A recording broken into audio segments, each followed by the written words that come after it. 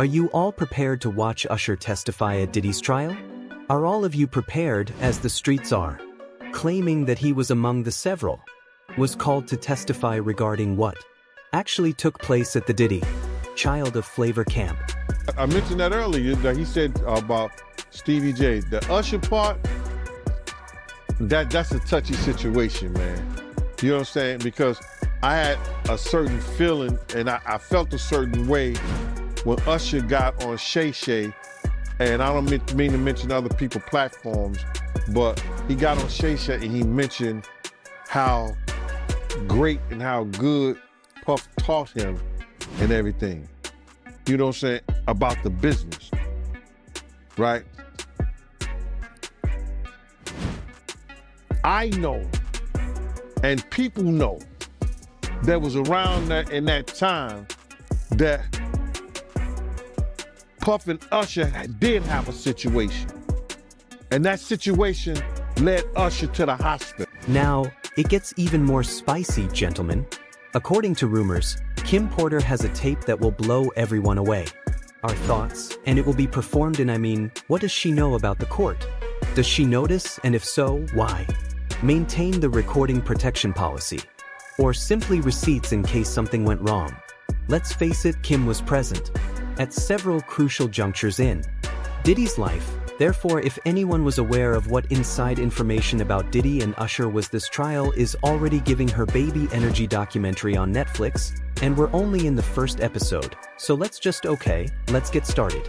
The problem is those with the 411 on the inside and those with the trial has been stating that Kim purportedly had Diddy's video footage from the time they were both employed by, because as we have gathered, Uptown Records since the beginning of this case, Diddy enjoys document everything purportedly while Kim was watching security footage from Uptown Records because she sensed Diddy apparently came to play with her. Across video of Andre Harrell and Diddy doing what Kim clearly didn't anticipate seeing video of Diddy and Andre while she was experiencing the recordings, however, and according to what I've heard from many people that she reportedly retained the video, she was also quite dissatisfied when she faced about hooking up with Diddy, Andre since he denied it, but Kim purportedly discovered further shaky footage her to the core of Diddy's video clip with Usher actually getting down and dirty, considering what was stated regarding the excerpts from the book by Kim Porter that didn't. According to Usher's mother, the shelves questioned Diddy over claims that he was intimacy with Usher following her discovery. Don't ask me why, but what was going on? After that, Usher's mother did nothing. Learning because I don't know well either. The irony is that prior to Kim passing, several individuals broke into her home. And she was the only item they took. Laptop. So is there any chance that the video of Usher, Andre, and Diddy, you tell me now that you're on that laptop, that resemble an arbitrary break-in or a targeted cleanup effort? To be honest, who enters a famous person's house just to pilfer a laptop without a safe, cash, or crack? Merely a small covert data theft. That's not what sounds like a burglary mission, and rumors circulating are that the stolen recording is going to be entering the courtroom at this time.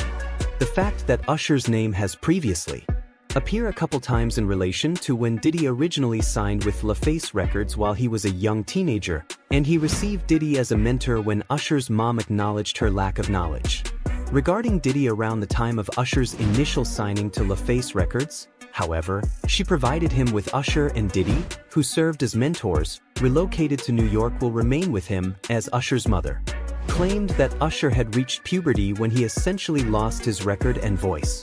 Labels wanted nothing to do anymore. Diddy, who was with them, and him when he was dropped by the record label, declared that he would bring him along, that Usher's mother simply had to have faith in him. Usher claimed that his mother were unaware that they were earning more than Usher and only music at the Taste camp, as he has stated.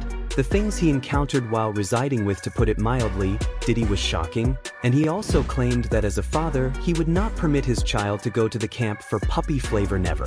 Curious, I got a chance to see some things. Yeah, but you were 13. What were you seeing? I went there to see the lifestyle, right? And I saw it, and it was. But I don't know if I could indulge and understand what I was even looking at. It was pretty wild. So nobody tried to, some woman didn't come along. I didn't say that. Okay. I didn't say that. What I did say is that there were very curious things taking place, and I didn't necessarily understand it. Biggie Smalls was there. Biggie Smalls was there. Lil' Kim. Craig Mack.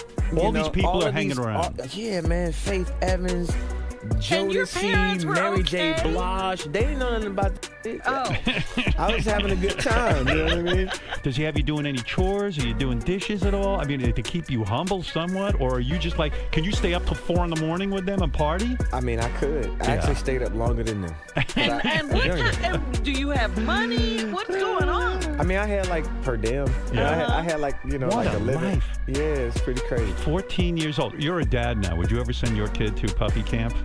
Hell no. Now this Usher was also questioned about his time at the Puffy Flavor Camp during an interview for the cover of Essence magazine, and he said that a lot actually took place at the Flavor Camp. First of all, according to the article, he was very relaxed when asked about other things like how he would continue to pursue movie projects and somewhere down the road a new album and several business ventures. He said, "Something that you should know about me is that I'm a businessman before I'm anything else. Look at the capabilities of Martha Stewart or Russell Simmons or Sean Puffy Combs or even 50 Cent with G-Unit. Look at what they did with their licensing. This is my opportunity to do the same. Clothing and shoes are kind of the standard nowadays, so I'm trying to figure out how I can come at it from a different angle." Allegedly, when interviewers started asking about his time with Diddy, Usher became very uncomfortable and he simply said, "I want to save some for my book one day. I'll put it this way, there was a lot of sex, trust me, we get it, Usher, we totally get it." Well, he's also come up a few times in lawsuits, so it wouldn't be surprising if we saw him on the stand.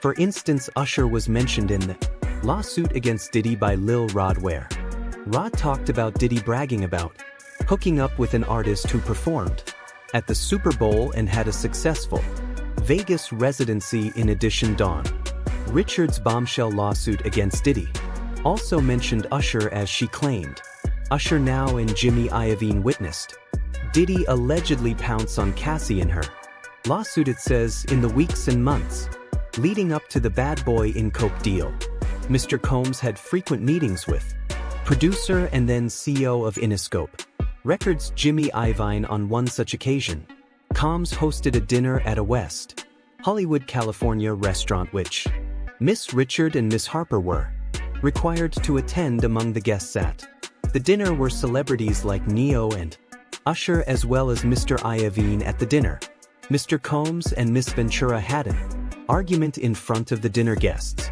Mr. Combs hissed at Miss Ventura in a screaming whisper and forcefully punched her in the stomach, causing her to double over in visible pain. Crying Miss Clark escorted Miss Ventura out of the restaurant, and Mr. Combs remained and continued socializing with the dinner.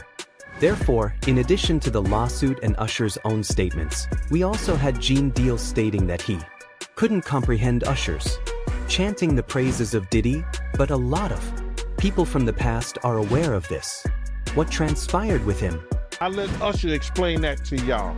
I let Usher tell that story. But how say a man that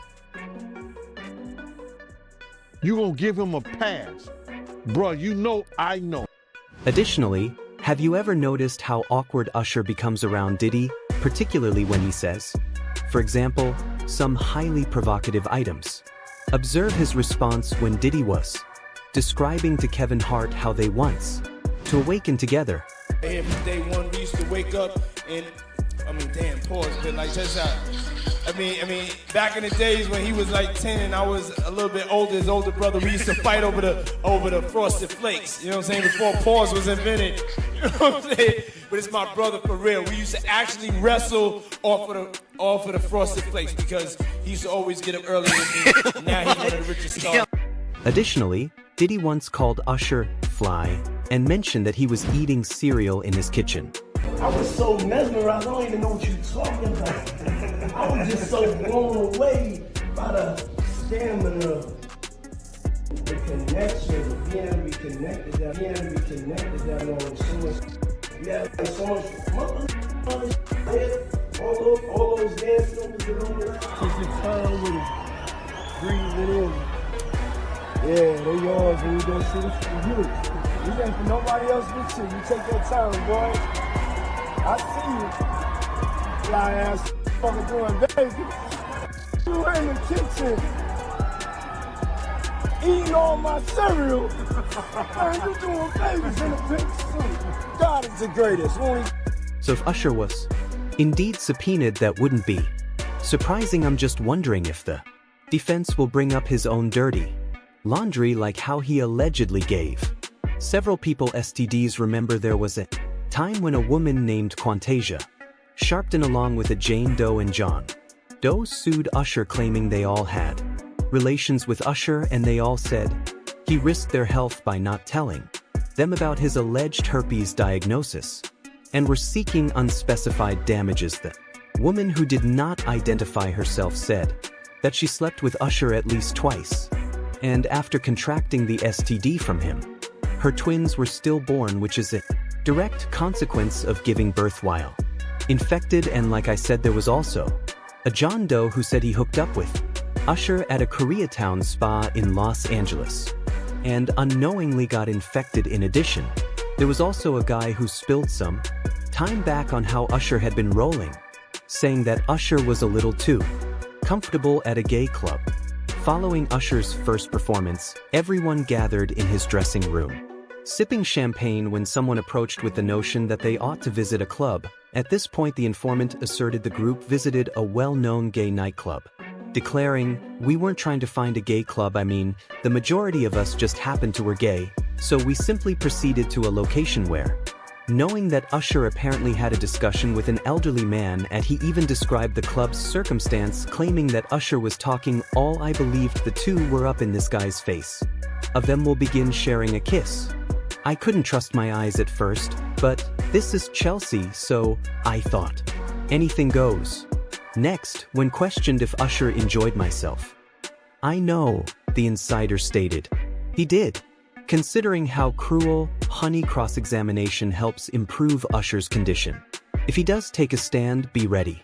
What I can tell you in the meanwhile is that there is increasing conjecture that Kim Porter might have provided important proof, such as recordings and perhaps even a manuscript with a reliable person prior to her premature passing while at home, was inexplicably breached, and only many think Kim took her laptop, was too intelligent to ignore everything. One location where she supposedly started sharing excerpts from her narrative encompassing audiovisuals and her unreleased novels to close companions and family. The issue now is, what if someone has been secretly clinging to that content for so long, and what if it has already been made available, perhaps to the child who was prosecuted, simply kept everything? Here for all new trial information, and tell me your thoughts on Usher's A recording that might be played in court. Use the space provided for comments below.